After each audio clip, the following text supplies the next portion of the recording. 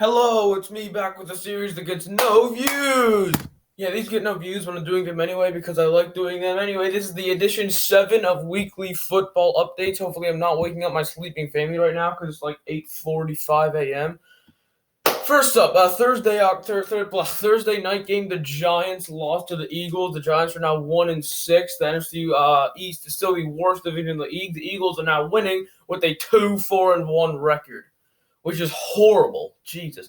Falcons blew yet another lead, lost to the Lions by 1 point. They were winning. They are now 1-6. The Lions are now 3-3. Browns beat the Bengals in what was actually a close game, also a high-scoring game.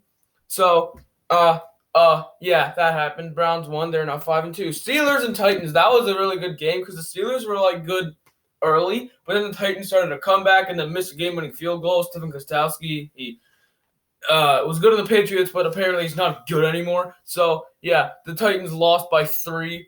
Saints beat the Panthers. I thought the Saints were going to be because they were 1-2, but now they've won 3 in a row. They're 4-2, so I'm like, yeah, they're still a good team. Bills beat the Jets only by 8, which is surprising because the Jets literally 8 points is the least they've lost by this whole season, which is really saying something. They are now 0-7. They are absolutely horrible. Washington beat the Cowboys 25-3. I think this just says how awful the Cowboys are because their 2 wins are against the Giants, who are 1-6, and the Falcons, who are also 1-6, and they lost big to the. Oh, I'm sorry. I mean the football team. Like the football team sucks, and they lost to them by 22 points. That is just pathetic. And yeah, there are now 2 teams in the NFC East with a 2-5 record. Giants are 1-6, and Eagles are currently winning with a 2-4-1 record, which I said it already, but I could care less. Packers beat the Texans. I thought this was going to be sort of a close game.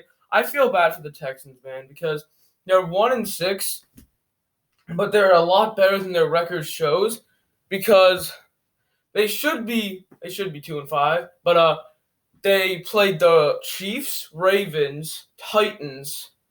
Someone else, I don't know, someone else good, I don't know, and now the Packers, and I know all those teams are in like the top like 10 teams in the league, and they lost to all of them. But the other game they lost was the Vikings, who they should have beat. Yeah, they should have beat the Vikings. I don't know how they lost to the Vikings, but yeah, they're a lot better than their record goes. Buccaneers yeeted the Raiders. I don't know what the Raiders deal is because they're 3-3, which is like average. But they beat the Saints and the Chiefs, who are 2 of the best teams in the league. So I don't know. Chiefs yeeted the Broncos pants. They're now 6-1. Lost to the Raiders, as I said earlier.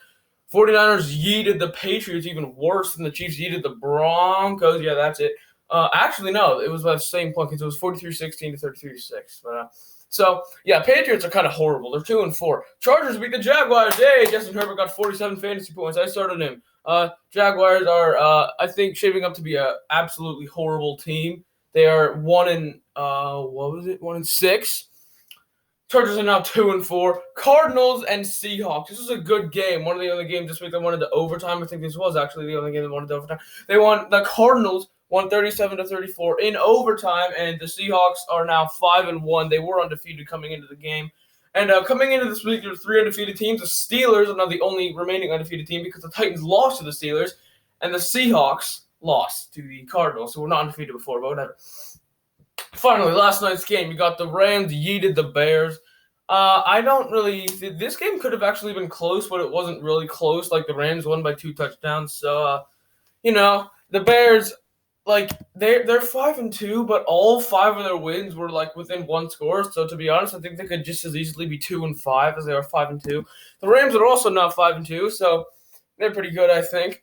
Next, that's all the scores for this week. That took 4 minutes, which is more than usual. This is going to be a long one, but let's go to the stats. Passing leaders, unfortunately, Dak Prescott is no longer on here in the top 5, but because last week, even though he didn't play last week, he was still number 1 in passing after last week, which was great. But anyway, passing leaders, Matt Ryan, Deshaun Watson, Joe Burrow, good for him. He passed 400 yards in that game. Josh Allen and Teddy Bridgewater are the top 5. Rushing leaders, Derrick Henry still in the lead, not a big surprise there, by over 100 actually. Then you got Clyde Edwards-Helaire, Kenyon Drake, Ronald Jones somehow, and Dalvin Cook, who hasn't got a single rushing yard in 2 weeks, I think. DeAndre Hopkins is the only person who currently has 700 receiving yards. Then you got Robbie Anderson, Calvin Ridley, Stephon Diggs, and Amari Cooper. Defensive leaders, tackles, Jalen Smith, Blake Martinez, Zach Cunningham, Eric Kendricks and Bobby Wagner, all linebackers.